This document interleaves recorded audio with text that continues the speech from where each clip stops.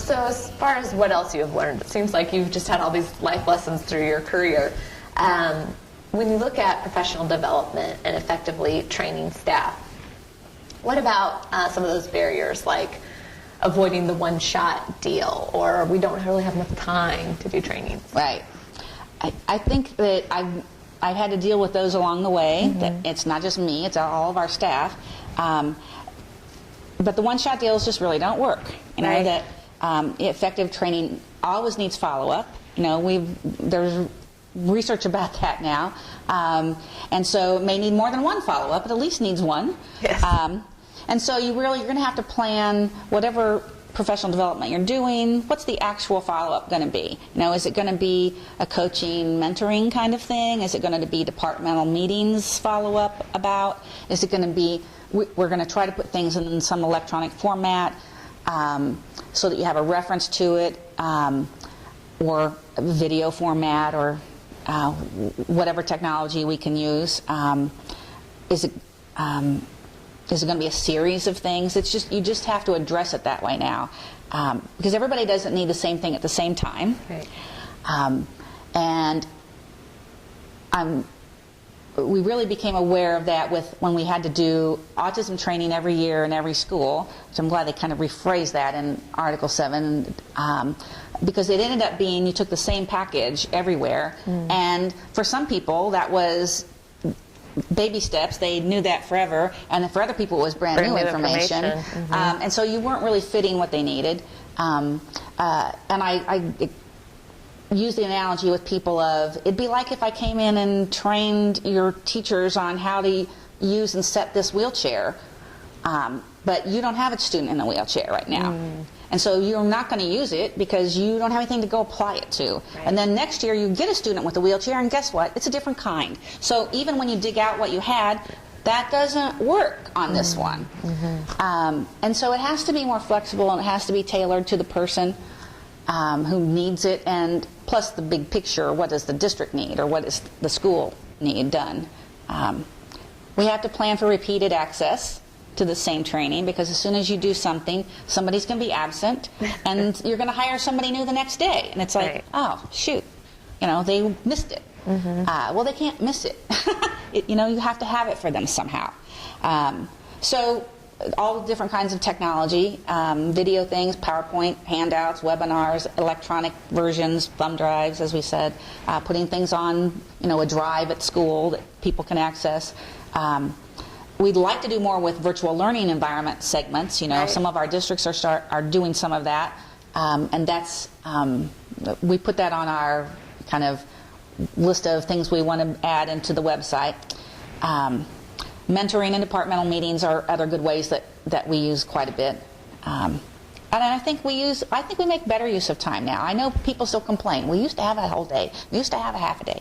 We used to be able to pull them out. It's like, yeah, but even when we did that, we weren't meeting what people needed that they could just go back and use. I mean, a certain percentage of them could do that, but it, you know, it's that, you know, seeds that fell on the rock did not really grow. And so that, you know, they need to be able to get it when they need it. So I think forcing us to be more creative and have video clip examples of things is much more productive. Webinars and things people can access. I'm a big fan of archived webinars. The other thing is that most topics should be available to most staff, even if it's voluntary. And I don't think people always think about it this way. I didn't always think about it this way. You know, I'm training my psychs, you know, and then it's like, oh, this also applies to the school, you know, to the speech therapists, you know, and it also applies to the occupational physical therapists. Okay, now I have to take it to the, you know, the people in the buildings who are serving as the public agency rep. They need to know this part. So a lot of it, even I wouldn't have given all of them the same detail, the psychs. If we're going to talk about executive functioning with the psychs, there are other people who have heard that term or want to know what it means.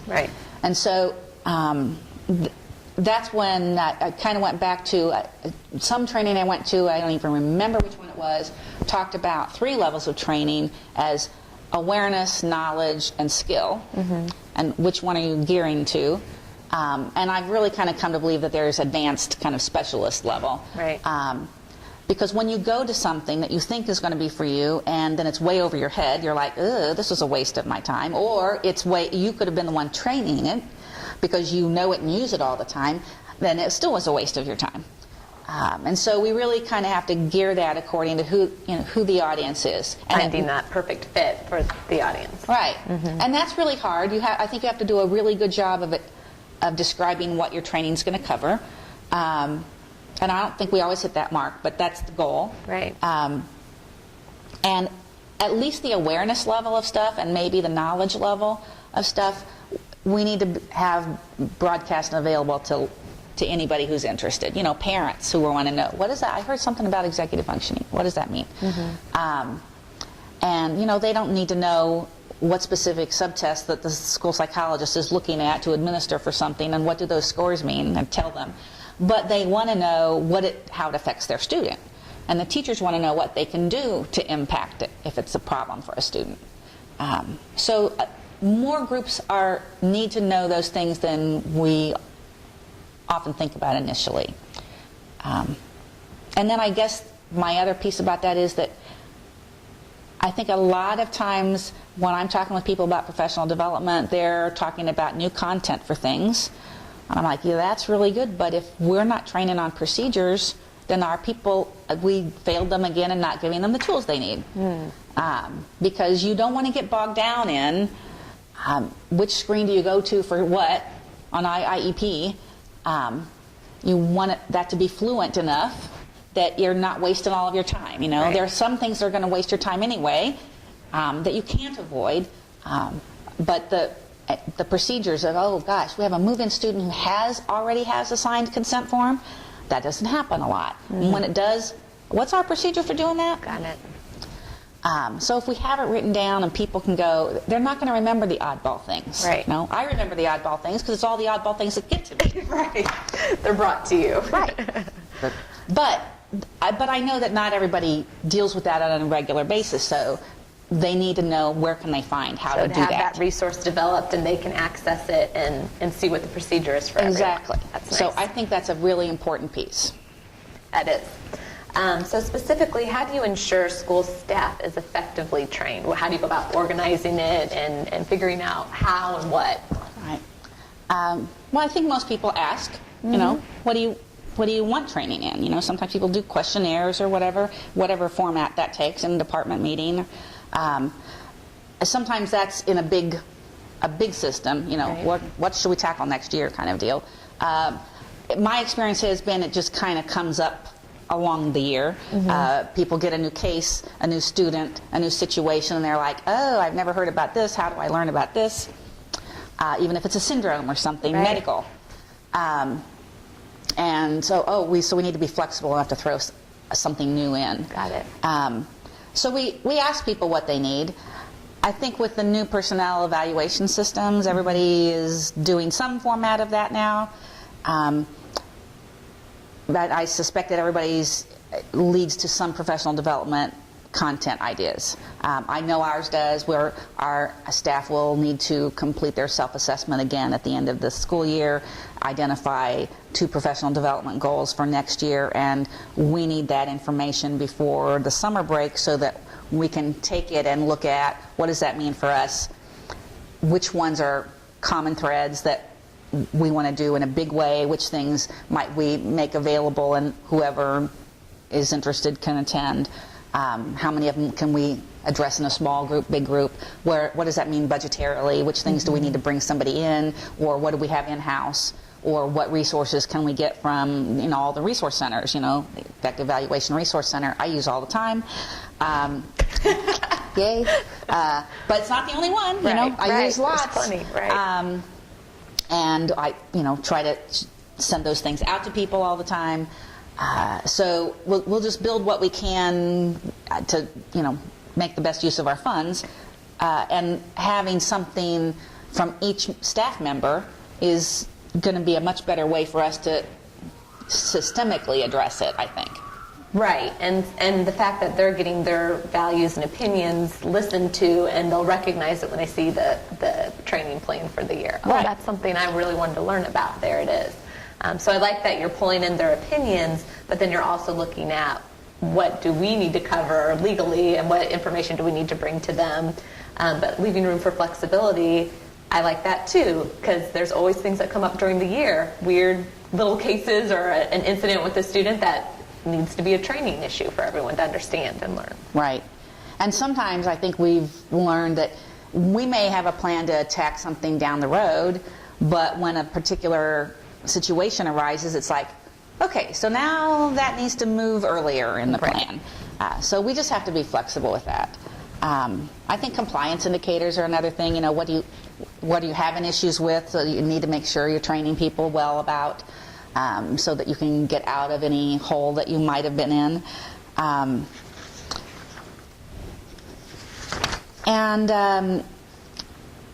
But we also kind of take the stance that we don't assume that people know what they need. I think we've all been in situations where I don't understand enough of this to even ask a question. Yeah.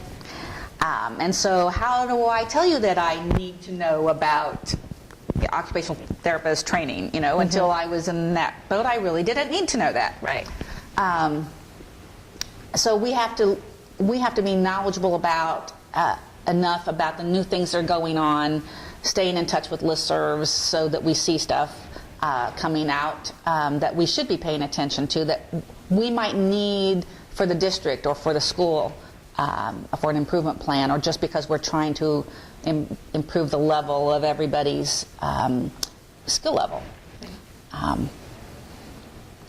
We use a lot of listservs that deal with research-based practices, Center on Instruction, What Works Clearinghouse, and Florida Center for Reading Research. And people know these things. The Autism Evidence-Based Practice Literacy Community on Learning Connection has been, one of the best for the whole literacy piece. I used to find all those individually, and now John Wolf puts them all on there in one place, and so that's handy. That makes things easy. We also I think we have to look at everything that happens through the lens of professional development, and I don't think you do that until you've done a bunch of training. And then you start to look at absolutely everything that happens in terms of, should we be training about that? There's a parent call in about a question. It may not even be a problem, but the question raises in your mind, I wonder if we've trained people on how they're supposed to deal with some medical form or something. An outside agency wants teachers to fill out a form about a private appointment that the student's going to have.